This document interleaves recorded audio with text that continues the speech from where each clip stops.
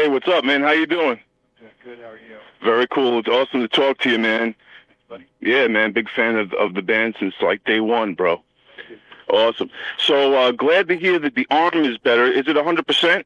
Yeah, it is. Cool. That's crazy, man. All that damage happened from sleeping on it wrong. Yeah. It's weird. The nerve got compressed. Damn, that's bugged out. And how long did the nerve damage last? For just the last 3 years? Well, the nerve damage lasted 4 months. Wow. And would you have to do like rehab and all that to get it back in shape? I went through 4 months of not being able to feel my hand. Damn. And then a year of physical therapy to get it back. Then I had an opportunity to do commercial release on last year where I sang. Right. And I found out a guy that was a personal assistant for me and passed away, and they were trying to do a benefit to raise some money for him because he had left his wife and daughter with nothing. Right. I played about 50 or less minutes of used guitar, probably more like 7 minutes most. And it just did a couple little popular songs and then stopped. Wow. And it must have been scary at first, not knowing if you could ever play the guitar again, and I mean, being the guitar god that you have become. It must have been like a what the hell happened type of thing. Yeah, it was really scary. It was kind of like I mentioned. I think of Bo Jackson. He displaced his hip that time running. Exactly right. Yeah. Gone from being to being gone. Yeah, exactly. It's so crazy, and then from an injury that from as simple as sleeping is just nuts. Yeah. But thank God. It was really important for me because it helped me get perspective on my life. I was playing in a relationship with two people, working relationship. It was not good. Right. I just was pretty tired of play my song crap. Right. It started to be diminishing returns. Right. And once this happened, it could happen to any other part of my body, and I would probably kept going. Right. It's that hand. It was my left hand, my fretting hand. Damn. So I had to take a look at things. I wasn't good to my family or my wife because I was gone all the time. I was trying to, work with these other guys, and guilt, with their, obligations, stuff like that. It's horrible. Yeah, man. Now, thank God your arm is better now, and it's also good that you did have that time to reflect and everything.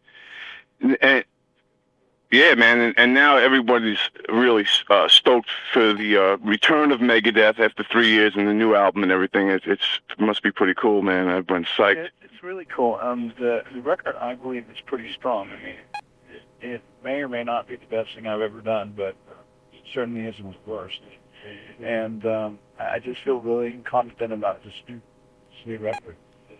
There's stuff on it that really is fun to play. The guitar playing is reminiscent of my old style. Right, cool. Singing it very reminiscent of what I learned at my career prior to the time. Sabbatical to do it. Right. Awesome. And now also, there's a lot of buzz right now about your cameo on some kind of monster movie documentary, where you and Lars have this kind of one-to-one, heart-to-heart conversation. I haven't had the opportunity to see the whole thing, but take me through that. How did they approach you for this, and how was it, the vibe? Well, remember, September 11th, 2001 was when we were attacked. September 13th, 2001 is when we filmed that. Oh, really? It was the night of my 40th birthday, and I was supposed to fly to Canada back to Phoenix to celebrate my 40th birthday with my family. Wow. I couldn't do it because the airports were all grounded. So I'm already really, really upset because there's a milestone in my life. It's been fuck. Yeah, right. And more importantly than me missing my 40th birthday attack. Yeah. And, they're still pulling bodies out of the rubble. And, I'm driving in a bus from Vancouver down to San Francisco. Oddly enough, Lars and I are talking on the phone because I was trying to work things out with those guys. And, he said something, "Well, you want to get together?" I said, "Yeah, sure." So we meet up at my hotel. We go to his hotel. We meet with his counselor. And we just start talking about all this really difficult stuff. And at the end, I find this piece of paper saying, I give permission to do this. But I said, I don't know about this. I'll sign it, but I'd really like you guys to send me the stuff to approve. And they agreed. And then they sent it to me for approval, which they agreed to. And I said, I don't approve it. Really? So you didn't approve it? No. And then they went ahead and used it. And then Lars comes up with more shit that he did not was from my management. Look, I don't know what to tell you, man. Fuck, from my point of view, you're not me. Yeah, right. You want it in there. Listen, man. I was made out for the last 20 years to be a temporary guitar player. I've been mocked and said that I was a shit soloist and that I was not important. Right. And for probably 20 years, Hetfield's never said 2 goddamn words about me. Damn. All of a sudden, I'm such a vital part of this documentary. Yeah, right. Come on. That's crazy, man. It's ridiculous. So, I mean... You know what? This is the last time I'm going to talk to Lars.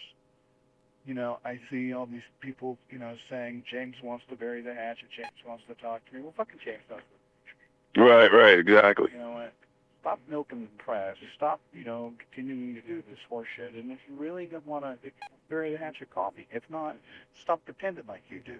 Right. As far as Lars saying, he's trying to look at it from this way or that way and see why I wouldn't approve it. It doesn't fucking matter why I wouldn't approve it. I just didn't approve it. Yeah, right.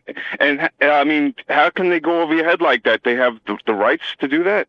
Well, as the resident androgynous space queen Johnny Depp wanted me, Kirk Hammett says, like, paper. Right.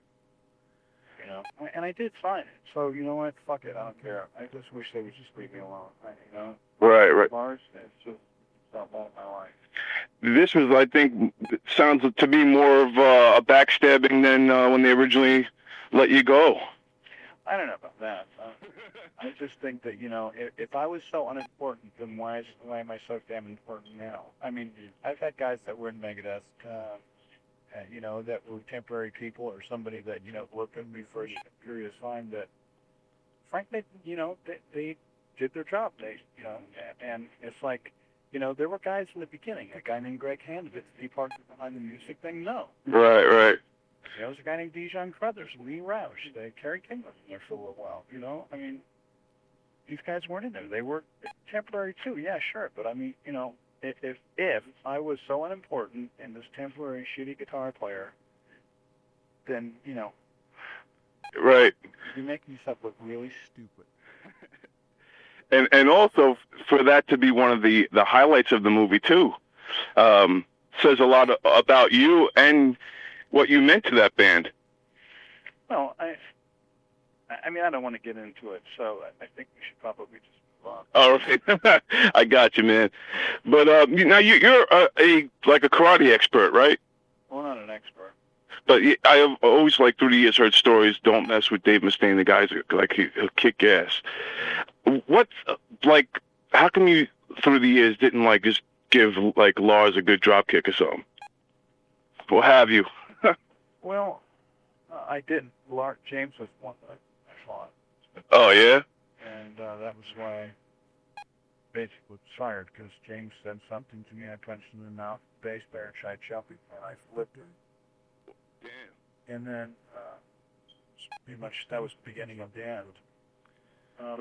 I'm not a violent person. I never learned martial arts. Right. No, I just did. Why I never drop kicked them? Your guess was as good as mine.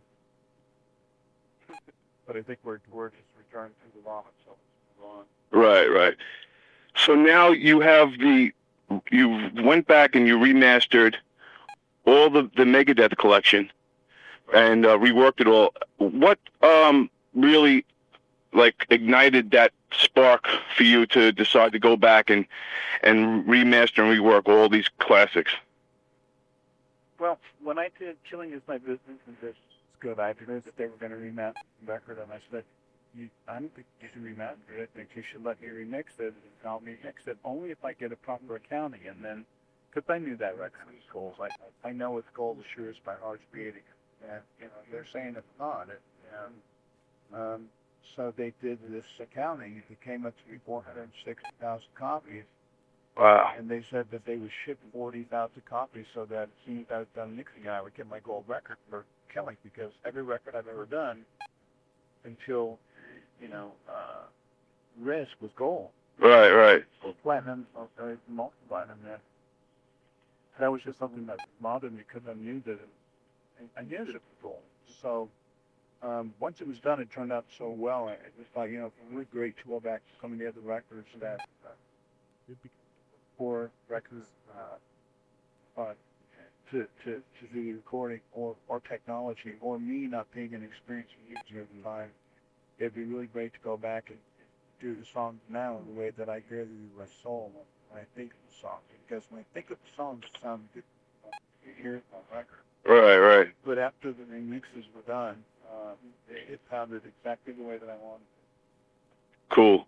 So now you're happy with all these tunes and like, yeah, so that's awesome, man. Absolutely. And we loaded the records up pretty heavy with bonus tracks, so nothing but quite so much as with fans do things where they repackage their stuff. They put one bonus track on there, or they repackage it up and mix some songs, mixing up, put a different cover on it, trying to do some dance, Right, right, right. I don't know. Maybe it's just I've had unique beginnings, or maybe it's because I grew up in form. But I feel that you should get what you pay for, and I want to make sure that any of the stuff that went out there had as many bonus tracks as possible on it, without weighing the record down so much. So just about every record's got 3 or more bonus tracks on it. For the most part, there's 4 on every one. Right on, yeah, man, and like you said, you didn't pull any stops. You put a bonus tracks and a lot of demos and a lot of stuff that Megadeth enthusiasts and fans and would love to death. Yeah, there's not only that, but there was liner notes and the proper depiction of which solos were played by what player, because for years people had confused solos that I did with the other guitar players. Right. Thinking that the other guitar players did it, and as much as it could be perceived as an ego thing for me to say, hey, the solo I did or didn't do at least stands out. And same thing with some of the other records towards the end. The records I was managed with that I had at the time tried to alternative approach with Megadeth, taking lyrics out and changing logos and stuff like that. Right.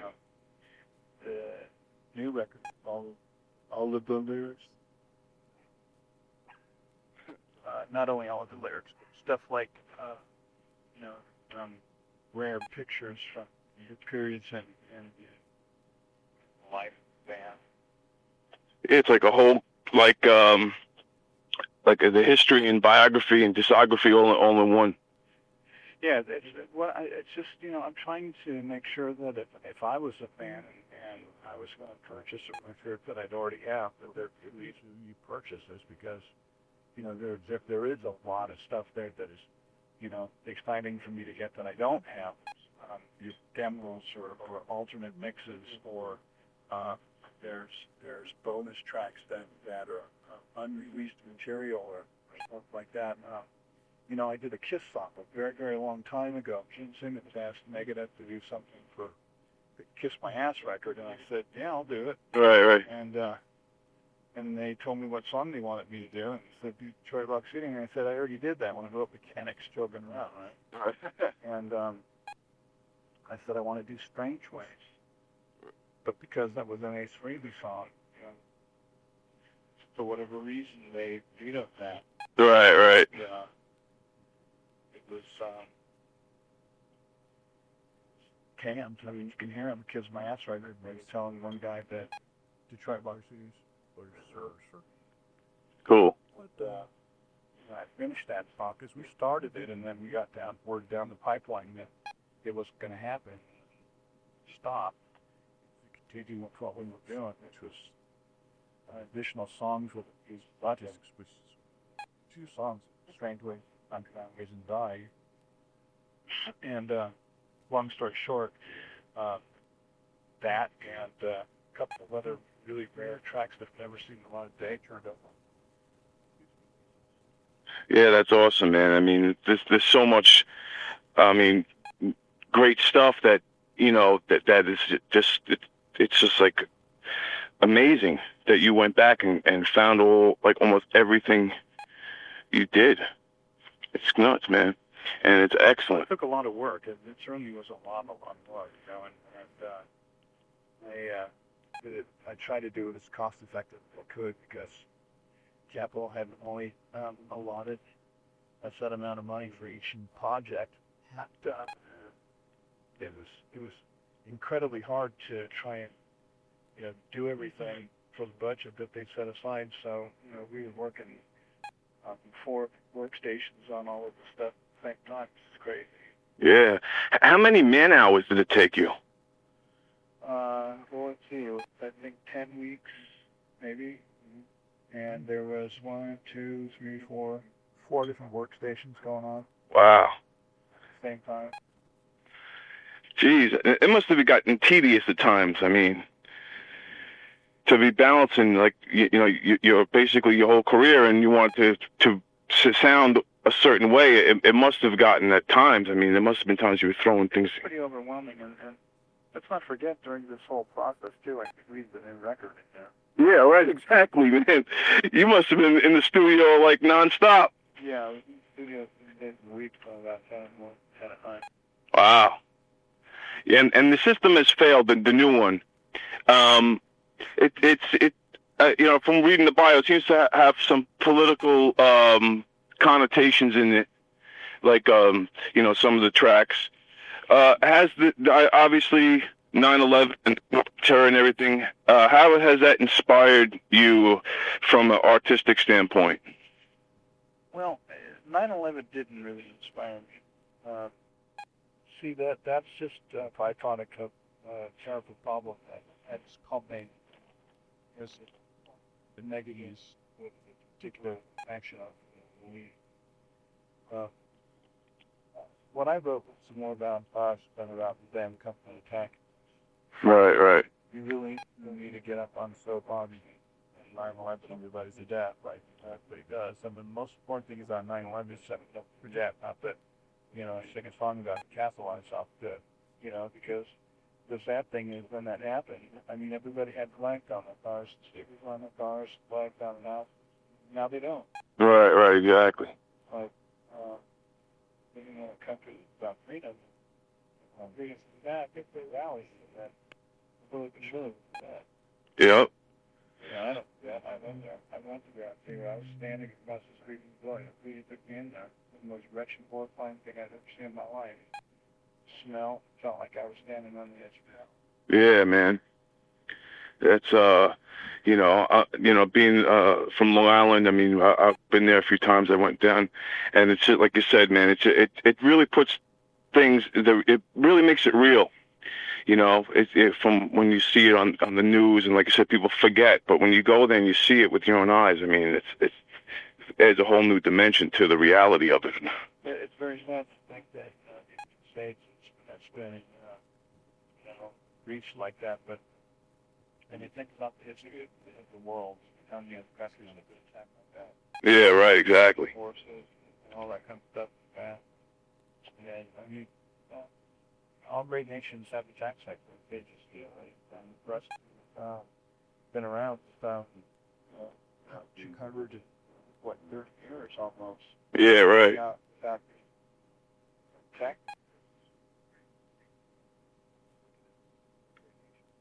Right on. And let's just hope that we don't get hit again, but who knows? Well, because of the nature of terrorism, I believe that there'll probably be some more attacks. It's not like somebody really, has the guts to come up and, stand in, the lawn of the White House and throw rocks. Right. I mean, I personally love a brave battle. I love to watch martial arts on TV and watch kickboxing and K1 and stuff like that. Right. People know who they're fighting. But, if you've got one of these, kind of like bullfighters, before too. I just don't describe to watch the bullfights. They've got all kinds of effects. Just like in Russia, there's gangs that they have pit bulls attacking the bear, but they have people taken out. But keep attacking the bear until the bear falls. Right. Damn. That's great. Why can't the pit bulls attack the bear with them? Yeah, right, exactly. If America is going to get hit, and just know where it's coming from. It's going to be like just any other country. The problem is you attack America, you're fucking the wrong people, because we've got, I mean, you kill a Frenchman, you're killing an American. You kill a German, you're killing an American. Right. You kill an Irishman, you're killing an American. Our nation is made up of so many different nations, and, when they say kill an American, it's like, it's just not fair. Right.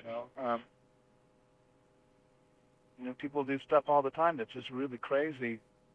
I just, like I said, I think it would be much more manly if they would come after us face to face. Exactly, man. Even like when they had cut off the heads of the prisoners, they're wearing masks even then. These guys are complete cowards over there. They're always hiding themselves.